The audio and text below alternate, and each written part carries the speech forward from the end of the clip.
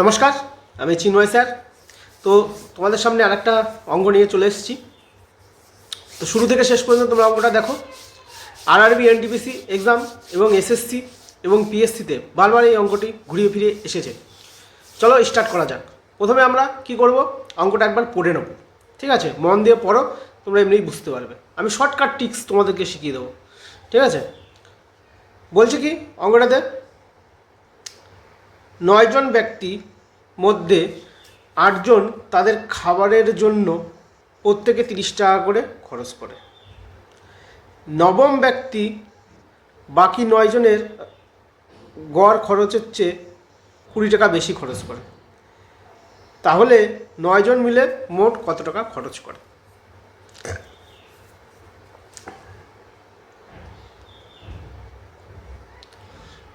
Answer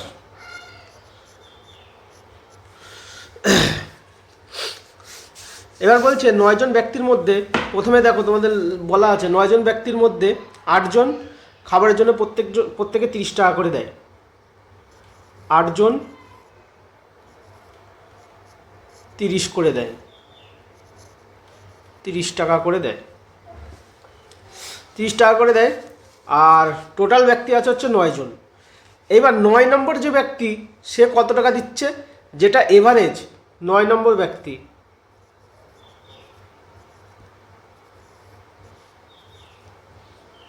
নয় নম্বর ব্যক্তি কত টাকা দিচ্ছে? 9 নম্বর ব্যক্তি দিচ্ছে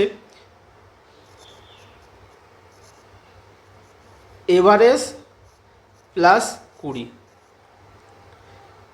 9 নম্বর ব্যক্তির টোটাল 9 জন ব্যক্তি আছে, 9 জন ব্যক্তির যা এভারেজ হয় তার থেকে 20 টাকা বেশি দিচ্ছে। ঠিক আছে, এই 20 টাকা যেটা বেশি দিচ্ছে এটা কাদের জন্য দিচ্ছে? এই যে এই 8 জনের জন্য দিচ্ছে। উপরের লাইনে দেখো কোশ্চেনে এই 8 জনের জন্য 20 টাকা বেশি দিচ্ছে, কারণ এই 8 জন কম করে দিচ্ছে। ঠিক আছে, সেই জন্যই তো 9 নম্বর ব্যক্তিকে 20 টাকা বেশি দিতে হচ্ছে। ওরা কম দিচ্ছে বলে। কত করে কম দিচ্ছে ওই 8 জন ব্যক্তি সেটা দেখে নেবো। 20কে 8 দিয়ে ভাগ করে দেবো। 20কে 8 দিয়ে ভাগ করলে কত হচ্ছে? 8 দুগুণে 16, পয়েন্টের জন্য 0।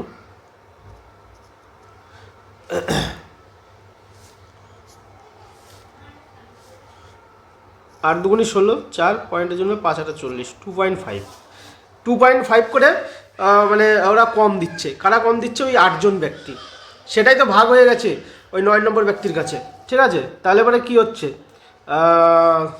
এভারেজ কত দাঁড়াচ্ছে? সো